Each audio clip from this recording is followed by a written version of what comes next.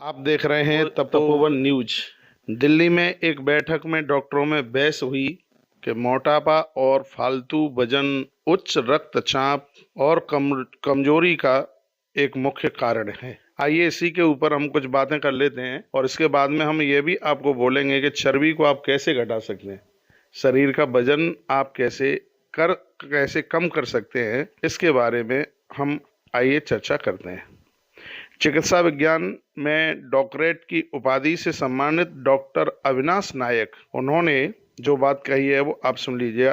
तो एक प्रोग्राम हुआ था, उसमें बहुत डॉक्टर्स लोग बैठे हुए थे और उस प्रोग्राम में उनमें कुछ झड़प हो गई, जिसने चिकित्सा विज्ञान के जाने माने डॉक्टर जिनका नाम अविनाश नायक, वो भी वहां पर आए हुए थे। और जब बहुत सी कुछ बातें चल रही थी तब उन्होंने एक बड़ी अच्छी बात कही और उन्होंने कहा कि आप सब लोग इस समस्या के ऊपर आंखें बंद करके क्यों बैठे हुए हैं।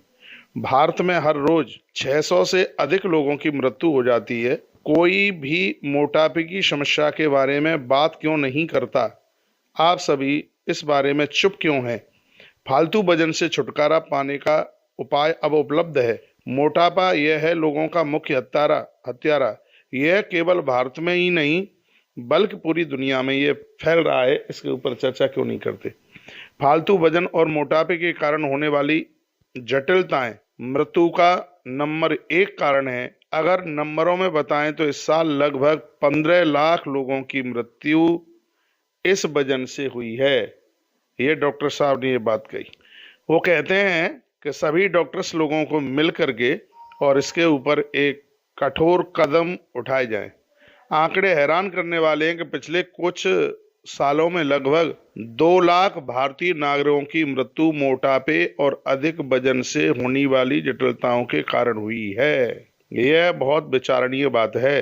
तो मैं आप सब जनों को कहना चाहूंगा, जो डॉक्टर साहब अविनाश नायक जी ने जो चिंता जाहिर की है और ये कहा है कि मोटापे की वजह से मृत्युआं हो रही हैं, मोटापे की वजह से डायबिटीज बढ़ रही है, मोटापे की वजह से बहुत बड़ी दिक्कतें हो रही हैं, तो इस मोटापे को कम कीजिए। आइए, यह मोटापा कैसे कम होगा, शरीर का वजन कैसे कम होगा, इसके बारे में कुछ जानकारी ले लेते हैं। पेट कम करने के लिए आपको अपने खान पान के ऊपर बहुत विशेष ध्यान देना होगा।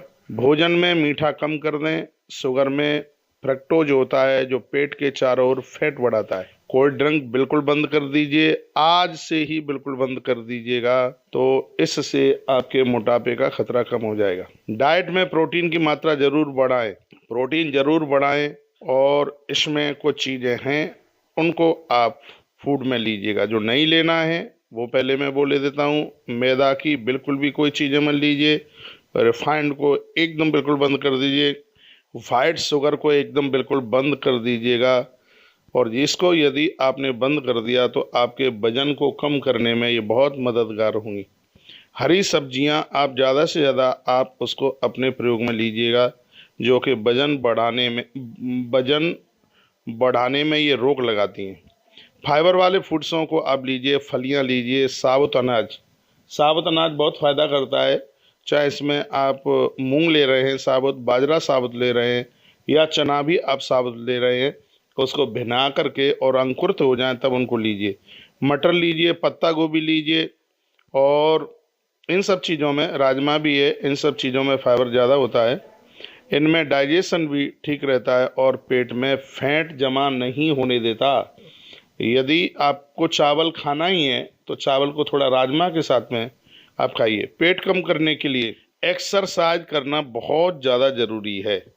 पीठ के बल लेट करके दोनों पैर ऊपर उठाएं, बायां पैर घुटने से मोड़कर हाथों से जकड़ करके 5 सेकंड बाद आप अपने 5 से 10 सेकंड बाद अपने पाम को आगे पीछे करते रहिए। इससे आपके पेट की चर्बी कम होगी और आपकी बॉडी का वजन कम होगा। ये आप अवश्य में करें।